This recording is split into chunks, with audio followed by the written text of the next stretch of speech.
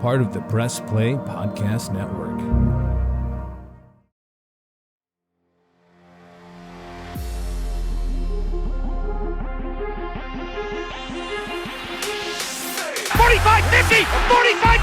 Run, William, run! He's got blockers in front. 5, touchdown!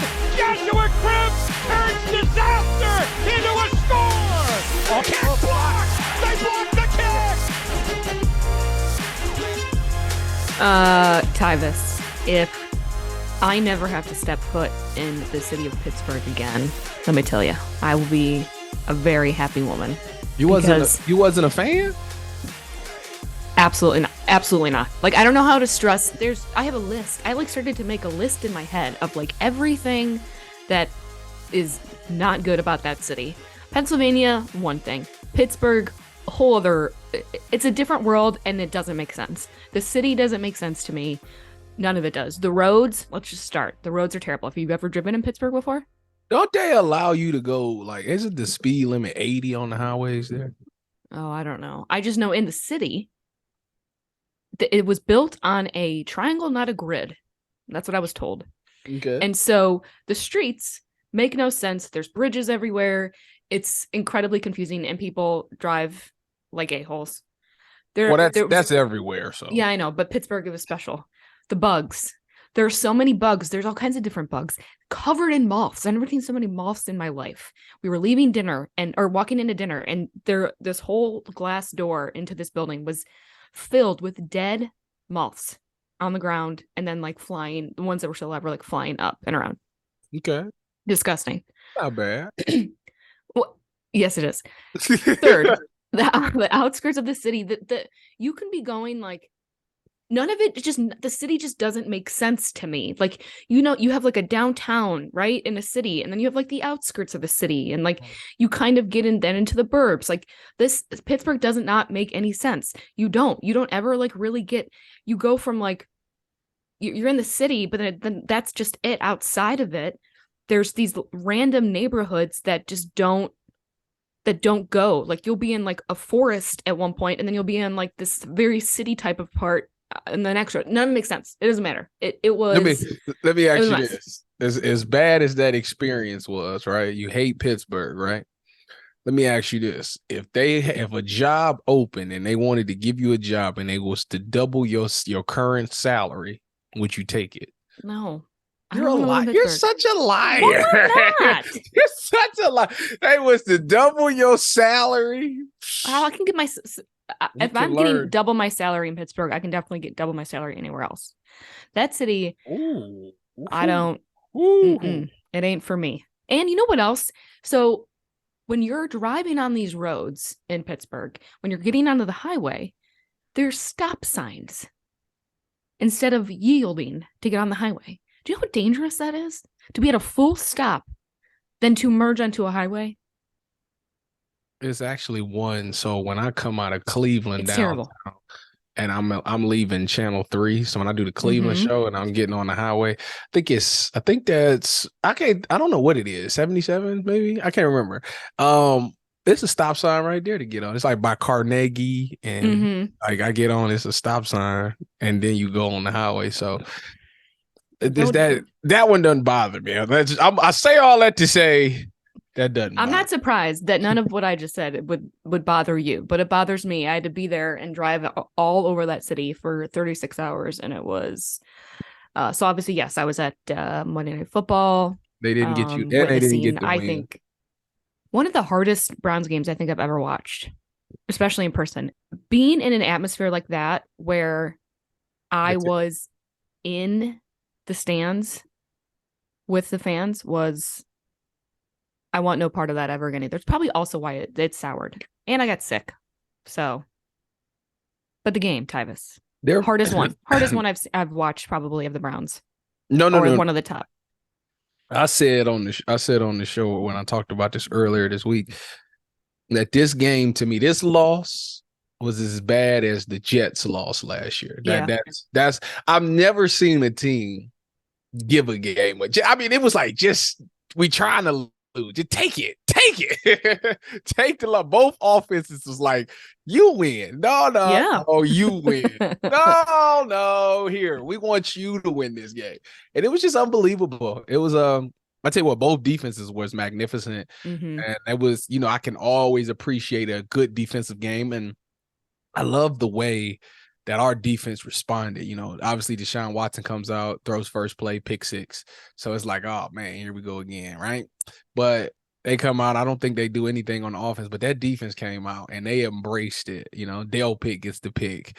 Denzel was balling. It was like, I was like, look at this. Like, it was such a good defensive performance that it kind of overshadowed the offense a little bit. I mean, yes, I'm upset about It didn't overshadow the offense in the sense of being good. No, the whole well, to me, I was like, you know what, defense is holding on because they had the lead. Like, we had the lead for a lot. And then they kind of blew it. So that's what kind of made me be like, they can hold on to it, but they literally, like, the offense literally, it seems like they sabotaged the team. On both ends, yeah. Like, my Lord, you got them held to 13 points. Y'all got the game won, and you get strip sacked, and they scoop and score. And I'm just like, that would happen, but it's the offensive line and it's Deshaun Watson, and it's that two thing. Like, as I went in today, and I broke some film down today, and I'm just watching Deshaun. Like, don't get me wrong, I'm not giving him a pass. He's under duress a lot. Our tackles is not good. Jed Wills is struggling, and DeJuan Jones is just Tyvis, young. He's terrible. He's struggling. He's never not struggled. That's true, but I'm just telling you, he's struggling. He's looking pretty bad. And DeJuan Jones obviously is a rookie going up against TJ Watt, and he tried the best. He held his own for the most part. I mean, but he did have a lot of help to his side. They kept a tight end to his side, so he was in some help, which you gotta give Kevin Stefanski some credit because he wasn't gonna just die on that hill again like he did before. So, but yeah, back to Deshaun. Like, yeah, he was under duress, but when he wasn't, like, okay, for a guy who spends an off season with his receivers, right? We're flying out to Puerto Rico or wherever, the Bahamas, wherever the heck it is that we go, and we working on timing, and we go through OTAs, we go through camp, and we go through a preseason. At some point, you should have some chemistry with these receivers. But for a guy who spends an off season with taking these receivers to the Bahamas and Puerto Rico or wherever the heck it is that they're going, he only has chemistry with one guy, and it's Amari Cooper. Like, when him and Amari, they have timing down. Well, Amari Cooper is a timing type of receiver, right? So meaning that he's going to run his route. He's going to run it pretty much the same way. You don't have to see him. At the 3-step hitch, let the ball go, throw it in this spot. He going to be there 98% of the time. He's a technician, is going to be there. Outside of him, it's not the same. Like, Elijah Moore ran this route it was on the play that Joey Porter broke it up. I think it was like a 3rd and long or something like that. They was running a classic spray out. And everybody made a big deal. Even the announcers brought it up. He was like, he's got to get rid of this ball. He kind of like pump fake. He like pats the ball and then he gets rid of it. And it's kind of late. And when I went back and looked at it, it's not 100% on him. The ball placement was terrible. He got to have a better ball placement for sure. But Elijah Moore has to run that route better. Like, on that spray out. So on a spray out, you run it. It's about 7 steps. You run it on the 7th step. You roll out straight to the sideline. He kind of ran it at a corner angle, which allows the DB to get underneath it and make a play. And that's exactly what Joey Porter did. Joey Porter Jr., excuse me.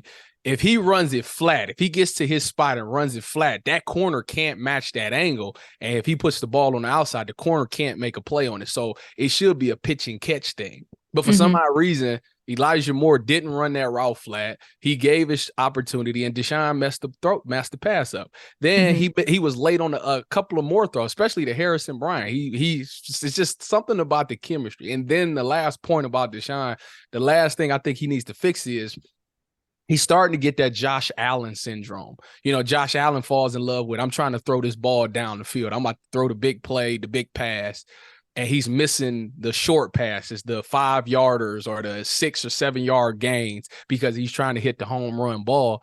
And there was a couple of times that I looked at the film and I'm like, dude, just throw this easy ball right here. Like, it was a play where I think it was Pierre Armstrong, whatever the running back is. He was running an inward break around. Now, it was like 3rd and 12 or something like that. If he throws him this ball, he'll catch it it'll be about 3rd and 5 if he catch it. He's a running back and it's a DB on him, so he probably could break that tackle. He can probably pick up that first down. But Deshaun never looks at him. He never even makes eye contact with him, and he kind of misses that because he's so busy trying to get down the field and make the big play. So I think for him to get your confidence back, completions always equals confidence with the quarterback. You got to get warmed up. You got to take the little things first. And as you take the little things, you work to the medium ones. And then those DBs start getting greedy and they start getting aggressive because they're tired of them, you dinking and dunking. Now they get aggressive. Boom. Now the deep ball is open. So I think for him, he has to get back to taking the little things, take what the defense gives you and wait on that home run ball. It's going to come. Trust me. It's going to come over the course of a game, but you can't just open the game up and think that you're just going to do it all for 4 quarters. Like, that's not how this game rolls, especially now. Now they really gonna be on top of the ball, on top of routes now, because they don't have to worry about a run game. So yeah, it's a lot that needs to be fixed, and they got to figure something out soon. Yeah, and for Watson, I mean, there's clearly a mental issue going on there, and there's a lack of confidence and stability. It's hard, right? I think we're all a little scared that what if he's not the QB we thought he is or we've seen. And he can't. That's the thing, Holly. He can't afford to be that. Well, he can't, but it doesn't at this point. It doesn't matter for us, right? Like, we're stuck. Like, he's ours. Like, he's not going anywhere. But the thing is, if he cares about this coaching staff, he cares about the players that he's around, he cares about this city. It's a lot of pressure, but that's why they paid you. That's why they trust you. This city has taken so much for you. This team has taken so much unnecessary stuff that they might not necessarily even want it, and they taking that for you. This coaching staff has taken it. This owner has taken it. The GM has taken it. Like, out of respect, you owe them. You owe them a lot. No, he's not getting. I'm not giving sympathy. Let me. Yeah, I'm not. Really clear. I ain't hearing none of that. You gotta. You have to figure it out. The mental thing. Yeah, it was a lot on your life. I get that. It was. But you came out and said you was better than 2020, not us. You said you wanted to be better than 2020. So it's time to stand on business. You got to figure it out, because this whole season you had a safety blanket in Nick Chubb. He's gone. This whole thing now rides or dies with number 4. So you got to figure it out. Yeah, I mean, look, this is for whatever this Chubb being out, like, it is what it is, right, at this point, and it is all on him, and it's going to expose him even more. It is the safety blanket that's been taken away, and I'm sure that not just from a performance on the field, but I'm sure just having the type of player that Nick Chubb is, the type of person that he is, the type of teammate that he is, and so that's also a big blow. But you know as well as I do that in professional sports, especially NFL, there's no excuses are good enough. So certainly no real sympathy from my end for Deshaun. I mean, I have 230 million reasons why none of us should have any sympathy. If you are going to demand that, then we have every right to demand that play. And I go back to all the time about having those standards. You know, we've now let that last 6 games of last season kind of dictate our way of excusing this barely mediocre play. And we can't have that anymore, especially on such a national stage that Monday was, especially with what happened with Chubb. I mean, Deshaun, even if he would have had Tyvis, like a game-winning drive or some, it would have cleared all of it. It would have cleared all of it. Yeah, it would have. And that's why we're paying him that money, to make that type of game-winning plays, regardless of what happens. In by the way, that was the longest freaking game Who you tell? I had the post game show. It was so you long. talking to the wrong person. While you was in bed, sweetie, I was taking phone calls. So I know. Yeah, I mean that's what it, and whatever mentally he's going through, but it's time to see a different player.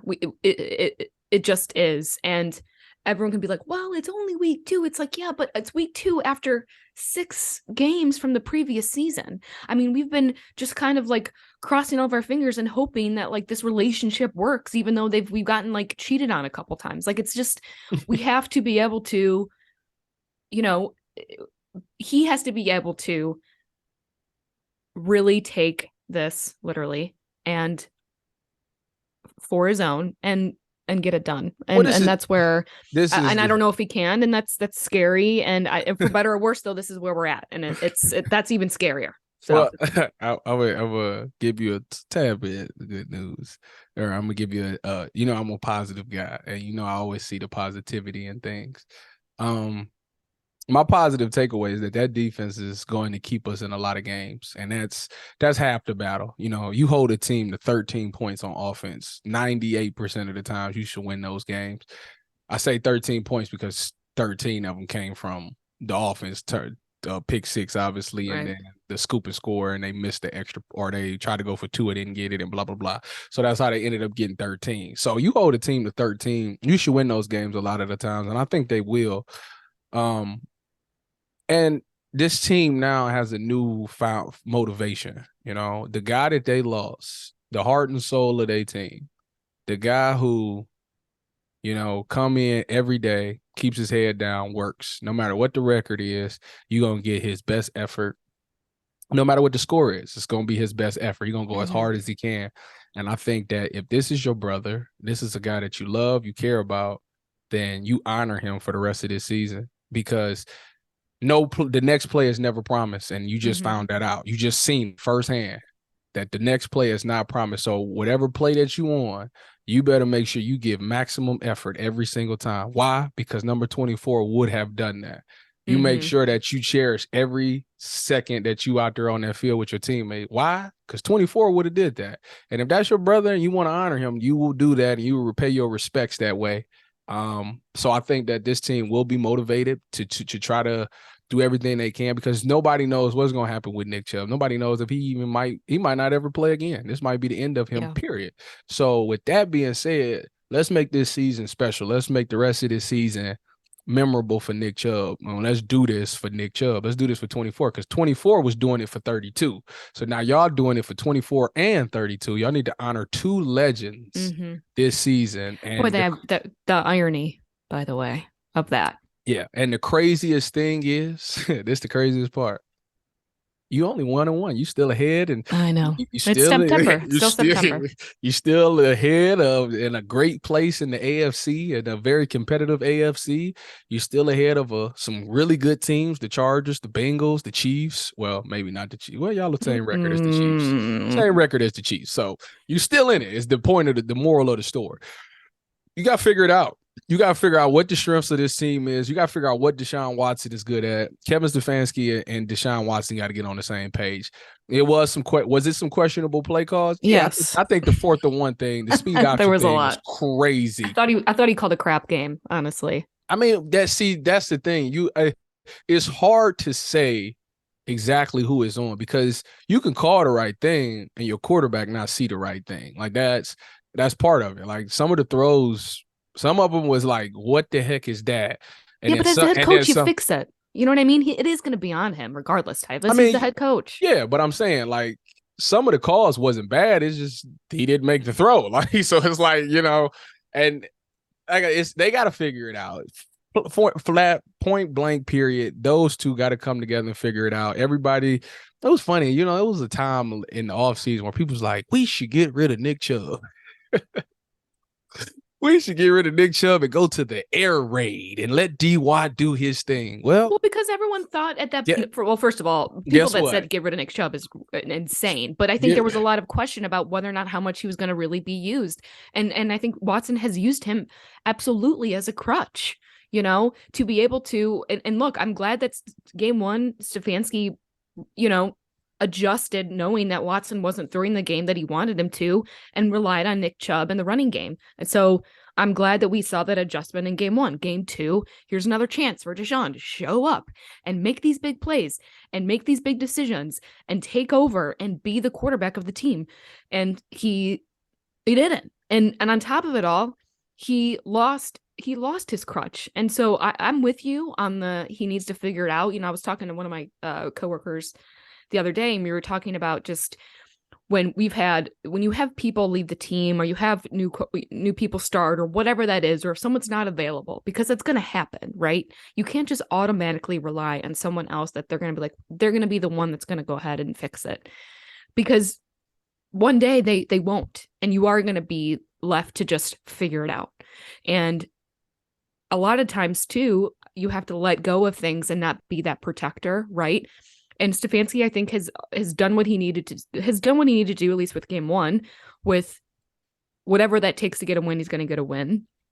But at the same time, like, Deshaun now has to be elite and nothing less. Nothing less is going to work, even if the run game, even if we're able to sneak out some wins across the board here for especially these next couple weeks.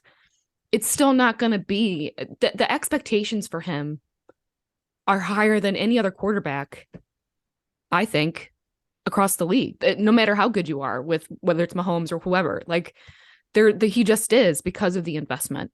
And if you're going to take on that investment and you're going to demand that investment, you have to show up, and he has to figure it out, and he has to be able to take charge and be the adult on the team, be the adult in the room that they've been looking for.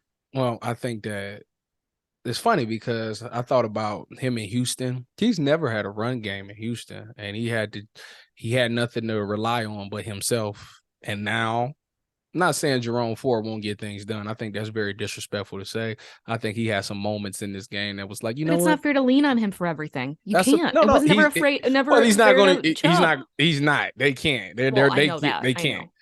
But I think now he. What do you think of Kareem, by the way? The signing of Kareem back. I think it was the right thing. I tweeted it out yesterday. I think it was the right move for 2 reasons. One, he's from Cleveland. He understands what Cleveland has been, and I know he's been there before, and he's had moments, but last year just wasn't a good year, and I think he kind of got lost in the shuffle, got frustrated with the game plans, and a lot of people was frustrated with the game plans as well, and he kind of looked like he lost a step last year, and I don't think the offensive line was great last year anyways. I think every time he touched the ball, he was getting tackled in the backfield. So he really didn't have a chance to really show himself, but I do believe he lost a step. And the other reason that I think is a good one, outside of him being from Cleveland, is that he was really close with Nick Chubb. And what other way to bring a guy in that is going to be meaningful, because he wants to pay tribute to Nick Chubb. That's his buddy. Like, that's his guy. So he wants to come in here and have motivation. And those are 2 things that no matter if you trade it for, if you pick somebody else up, they wouldn't have those 2 elements. And I think those 2 elements is key to successful play from a running back spot this year. So I'm not saying that he's going to come in here and just be freaking Derrick Henry or something like that, but I do believe that he will cherish the moment. He will play hard. The one thing about him, no matter if he's happy or sad, he runs angry, and I think that was the one thing that was missing. You got Jerome Ford, who's a speed guy. Got Pierre Armstrong, is it Pierre Armstrong? It's Pierre Strong. Pierre Strong, who is, he ain't that strong. I'm gonna tell you that, because he got his first. Did you see his first carry? He got stoned on the 1 yard. He did end up scoring, though. But he got stoned. I was like, oh my gosh. So they need a guy for them short yardage and those goal line situations that runs the ball hard, that can convert those. And I think Kareem Hunt can definitely get that done. So for those reasons, I'm not mad at the signing. Everybody was talking Jonathan Taylor, and the one thing about Jonathan, he's got to show it to me again. He's on the PUP. We haven't seen him this year. And if you get Jonathan Taylor, you have to sign him to an extension, which if Nick Chubb is done for a career, then you will be looking for a running back anyway. So I wouldn't have been opposed to it, but I just don't think we have draft capital to be giving up anyways. And we don't have no money to be paying people like that anyways. So that one was out. Cam Akers is pretty much the same thing. you would have traded like a fourth, what do you go for? A 6th-round pick, I think, 6th-round pick today to the Vikings or something like that. So yeah, you could get that up, but eventually you'll still have to pay him as well. And for some odd reason, it just ain't work. It wasn't working with him in the Rams, and that is eyebrow raising because Ty Gurley was like a dog there before that. So yeah, I don't know. I mean, Kareem, look, it definitely probably the most logical move across the board. Didn't have to give anything up for him. Got him for what, $4 million for the year. He's here already. He knows the plays. He knows Stefanski. He knows the offense. He knows the team. He knows the city. All of those things. So I think all of it makes sense. I actually feel really good about it. I have a really good feeling about that he is going to have much more of a dominant season than anyone is expecting. I don't know why. I just feel that way. I don't really have a ton to back that up at this very moment. But for a feeling and an intuition, I do. I think, when you get those other chances to get back in the league, I mean, wouldn't you want to take this opportunity not only for yourself, right, and for the city and all of those things, but for a previous teammate like Nick Chubb, and be able to have a redemption year, right? Of like, yeah, I mean, it's like, here I am, right, and get yourself a contract. I don't know, how old is he? He's older, right? 20, how old is he? 28, I think. 28, yeah. So I mean, like if you're trying to get back in the league, and you got this is everything. You better cherish every moment because once it's over, it's over. If a team believes in you and wants to give you a chance, you go out there and you run through a brick wall for that team because there's not many teams that's out there that's willing to just give you chances like that. So, and I heard things didn't end all that great either. I know the team was pretty sour on him and all that. So if we're able to move past that, then the good news is I get to hear, I get to hear locker room sound working with the Browns radio network. Thank you, Cleveland Browns, for hiring me for that. So I get to hear locker room sound after the game, and yeah, his post game interviews was not great. He was very short, sweet, to the point. Wore a ski mask all the time. He was not. He was definitely agitated last year at the season. So yeah, hopefully. But the reason being is because when you're not a part of that game, it's the same thing with Elijah Moore and the Jets. When you don't feel like you're good and you're not a part of the game plan and you're not getting touches or you're not touching that peel, you mad. Like, come on, man. Like everybody feels like I could go somewhere else and be the guy. That's everybody's thought. Don't know why they think that. I thought the same thing as a young lad, just naive. But yeah, when you're not touching that ball, it's very frustrating when you put in all this work and then you get to Sunday and you're not playing. Like that's frustrating. So I get it from that standpoint, but hopefully he's grown a little bit. And listen, the best way to get more touches is when they give you that peel, go crazy with it. That's what you do. Go crazy. Show them why you deserve the ball in your hand. And then they, trust me, they will continue to give you the ball. Right. Yeah, because look, you're not getting anything for free in this world or many chances for anything like this. This is once in a lifetime chance for him again to come back. But I do. I for whatever reason, I could be totally wrong, but I do. I have a good feeling about him. I don't think he's going to be a Nick Chubb caliber by any means, but I do think that he's going to make a difference. There's nobody. Of course not. But no, I think it's hopefully that takes a little bit of pressure off Jerome Ford and just the sense of being able to share the burden of Chubb not being there and having to now try to even attempt to fill his shoes. And hopefully Stefanski uses them properly. So it's going to be an interesting rest of the season now with these changes. The good news is they got Tennessee coming up. Well, I was just gonna say. So how are you feeling about Tennessee? Tennessee has one of the worst pass defenses in the NFL. I think they ranked 28th or 30th, one or two. With that being said, it's the perfect time for Deshaun Watson to get some confidence. I mean, and the even better part is your defensive coordinator was just there last year, so he can tell you the ins and outs, who to go at, who's not good, who is good, all of that. He can tell you a lot about that team. It's going to be an angry team because You adapt the personality of your head coach, and Mike Vrabel is a dude. Go Bucks. So it's gonna be a dogfight. This defense is gonna be tested. Their toughness will be tested because Derrick Henry is a full day. That's a full day. I mean, I know he's getting older. He's taking a lot of hits, but he still is Derrick He Henry. was on the injury report today for a toe injury. I don't give a dang if he was on the dang list for MCL or for ACL injury. If he out there, that's a Mack truck. That's a Mack truck. I'm talking from personal experience. That's a Mack truck right there. So yeah, they're gonna be tested. But I like the attitude of this defense. That D line should play a big part in this game. They can continue to get in that backfield and not let him get his feet going. You know, they'll be dominant. On the passing side, they still haven't figured that thing out. You know, Tannehill, I think, threw 2 touchdowns on the season, 2 picks on the season. I think Deshaun is 1-3 on the season, 1 touchdown, 3 interceptions. Mm-hmm. So quarterback play is not going to be great, but it's the time for Deshaun to turn it around. He's got to get on the same page. Him and Elijah Moore got to figure this thing because that I right know. there. Were how many catches did he have? We had at least 2 that were out of bounds that he caught. I think he had 8 targets, 3 catches or something like that. I can't. Yeah, remember. By the way, I was the only one with an Elijah Moore jersey that I saw in Pittsburgh. Thanks to you.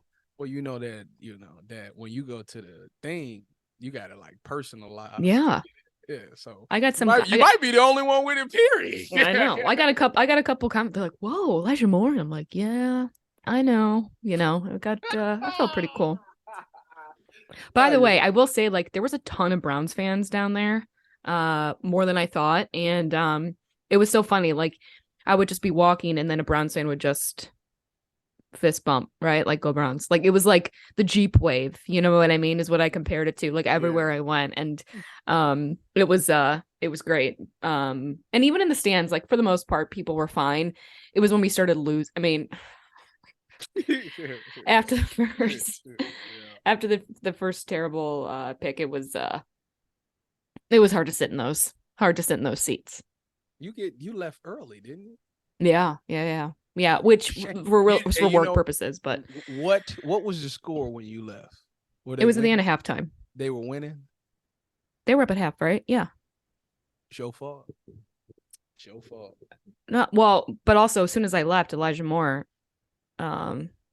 started catching the ball. So I don't know what that means. But gotta get on the same page. That's ridiculous, man. I know. Well, maybe that's why the Jets got rid of. Maybe that's what it was. Maybe because it's receivers out there that they don't run the route exactly how it's supposed to be ran. They put their own sugar on it, and maybe that's the problem. Like if I'm a quarterback and I need you to run this route, I need you to run this spray out at 10 yards, and I'm looking to throw the ball at 10 yards, and you take it to 12 and don't make the angle, like that messes up the throw. That messes up the time and the chemistry. Right. So maybe that's his thing. Because I think didn't Odell used to do that to Baker or something like that? He like improvised the route or something like that. Wasn't he accused of doing something like that? Yeah. Well, I don't know. Why don't you watch the tape that his dad posted? Yeah, so let me know. That's because Amari Cooper's a technician. He's gonna be where you need him to be on time, right there. Everybody need to be like Cooper. Because when the ball goes to Cooper, it's perfect. Ball's on the money every time. Cooper makes the play. Boom, boom, boom. So why is it that can't nobody else do that? And they seriously need to figure it out. And that boy, Donovan Peoples-Jones, for you to be on your contract here, you playing the way you playing. Oh my God. You trying to play for league minimum next year. Yeah, look, the offense just looked like trash. I mean, it just across the board, and it absolutely cannot happen. We have had now 2 weeks of like mediocre and then crap, and we can't. That's not our. That I refuse for that to be our roof here, our ceiling. You know what? I'm calling it now. I'm gonna tweet it out. Donovan Peoples-Jones, big game next game. Big game against Tennessee. Book it. I said it first. All right. You heard it. You heard I don't know if I believe Wednesday that, but that's fine. At 9:09, Donovan Peoples-Jones, big game. All right. So then, what is your prediction for Sunday? 6-3, Browns. Wow. 6-3. Big game from DPJ and 6-3. Big game. Doesn't make a lot of sense there. 6-3. Does not make a lot of sense. He gonna get a lot of yards and catches. I didn't say he was gonna score 6-3. Okay. Well, you ought to specify. 9-3. 9-3. 9-3. Boom. Book it. Yeah, DeAndre Hopkins, speaking of odd numbers, did not missed a field goal. That was rough. That's Dustin, not DeAndre. What did I say? DeAndre. Oh, Dustin. Did I say DeAndre? Sorry, I got DeAndre Hopkins on my brain. Dustin Hopkins. You'll see him, but he won't be with the Cleveland Browns. So I know it. I got Are DeAndre Hopkins on the brain. brain. The game again? Oh yeah, I'll be there. What else am I going to do on a Sunday but work? Same. Right? Same. Here we are. All right, 9-3. You're going 9-3. 9-3. Book it. Browns are favored. I think the home crowd's going to help. I think Myles Garrett's going to have a big game. I'll just throw that out there. And I think we're going to see some. I'm trying to stay positive. I think we're going to see some light from Deshaun. I think he's going to have a big. He's going to have a big throw on a TD. I'll call that. Okay. What's the score?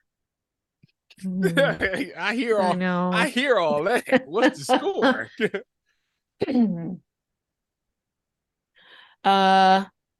I'll say 24-21 Browns. That's cute. Isn't it? Cute number. 24-21. Good. It's a good game. And I think we win with the field goal. I don't know. I'm just throwing all kinds of shit. Did you see our kicker missed a kick? I know, that's what I said. In Pittsburgh, yes, that's what I said. And I accidentally called him DeAndre instead of Dustin. I thought we fixed that. Didn't he nail like a 55-yarder too? He's supposed to be not good at that. I was sitting on that side too when he kicked it, and I'll tell you, I'm never sitting. I am never sitting in an away team's normal seats ever. It just is incredibly uncomfortable. Bougie. Yeah, well, so be it. I've worked a long time to not have to do that. So I was actually excited because I'm like, I get to go and like enjoy, like, because I didn't go to the game on my press pass or anything. I went, just as a fan technically for the game, and I was all excited because I was like, oh my God, I get to go like and just like enjoy the game and not have to like work. I mean, this is, and I'd rather work. And I'd rather sit in the press box, and I'd rather just go and wear my work clothes and not my, Guess what? The good news is the next 3 times the Browns play, it's all in Cleveland. Which is nuts. I mean, we have a bye week in there, but yeah, pretty crazy. So I don't know. I'll try week 3, trying to be, I don't know. Maybe the Steelers, maybe like playing in Pittsburgh is like, we have Cincinnati's number and they have ours. I don't know. We'll find out. 9-3. Okay. I like your confidence in the defense. Oh, that is top. Yeah, like one of the top units. I know. Them boys. I'm happy with the swag that they got, man. As they should. And if I was them, I would have been pissed off at the end of Monday night. I'll tell you that. They like that on defense. They piped up OD. I'm gonna just tell you that now. Well, we will. We'll have to see how Sunday goes. So, Browns, Titans, and then it's the 49ers, right? Or no, they have Baltimore home. Yeah, then they have the bye. Then they have the 49ers. Yep. Oh boy. All right. Well, we'll be back next week to break down whatever this game gives us. I know nothing. Isn't it great? It's great. All right, Tyvis. By the way, I did try and yell to Browns fans and do the "Here We Go Brownies" and do some barking when I was in Pittsburgh. That's the spirit. You would have been proud of me. I would have actually, but I'd have started smiling. So we'll see. But all right, for Tyvis Powell, I'm Holly Wetzel. This is the Orange is Oranger Cleveland Browns podcast. We will talk to you next week, and go Browns. Go Browns.